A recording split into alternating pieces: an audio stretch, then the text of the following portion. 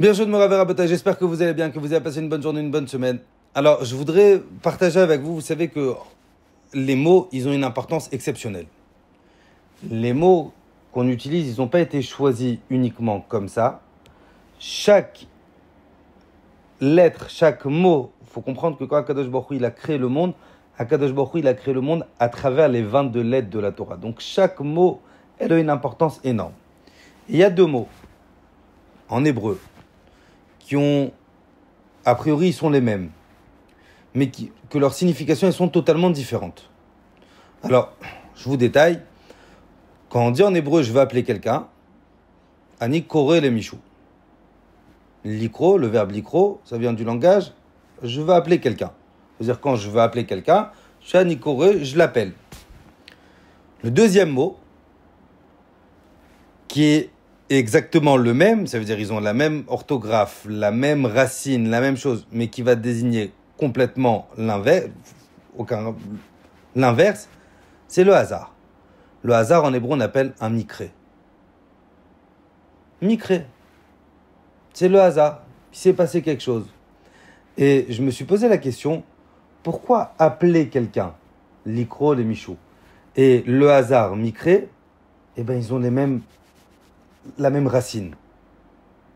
Eh bien, la raison, j'ai réfléchi, que des fois, Akadosh Baruch Hu, il veut nous parler. Akadosh Baruch Hu, il nous appelle. Mais Akadosh Baruch Hu, malheureusement, il ne peut pas me parler. Parce que je ne suis pas assez kadosh pour l'écouter. Donc, qu'est-ce qu'Hachem il fait? Akadosh Baruch Hu, il me met dans des situations qu'on a l'impression qu'elles sont dirigées par le hasard. Des mikrim, des cas. En vrai, Akadosh Baruch Hu, ce n'est pas des cas qu'il veut nous montrer. Akadosh Baruch Hu, il veut m'appeler. Akadosh Baruch Hu, il veut me transmettre un message. Et c'est à moi, justement, de faire le travail.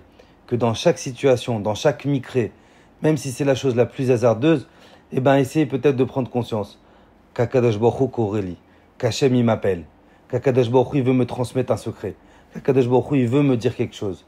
Parce que chaque situation où Akadosh Baruch Hu m'a mise, chaque étape de ma vie, chaque chose qui va m'arriver dans ma vie, c'est justement, si Akadosh Baruch Hu il t'a mis là, c'est qu'il y a quelque chose à faire. Et même si des fois c'est des situations les plus compliquées, c'est les situations où tu n'arrives pas à trouver de solution, c'est les situations où tu ne sais pas comment tu vas t'en sortir.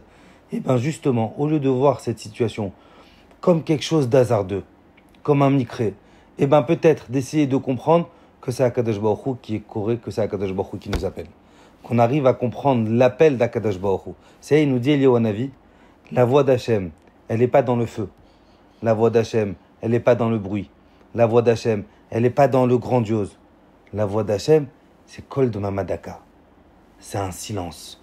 Alors peut-être de trouver les forces, que dans chaque silence qui nous entoure, et ben de comprendre peut-être que c'est l'appel d'Akadosh Baruch Hu pour me montrer, mon fils, je suis là. Mon fils, ne m'oublie pas. Mon fils, je ne vais pas te laisser tomber.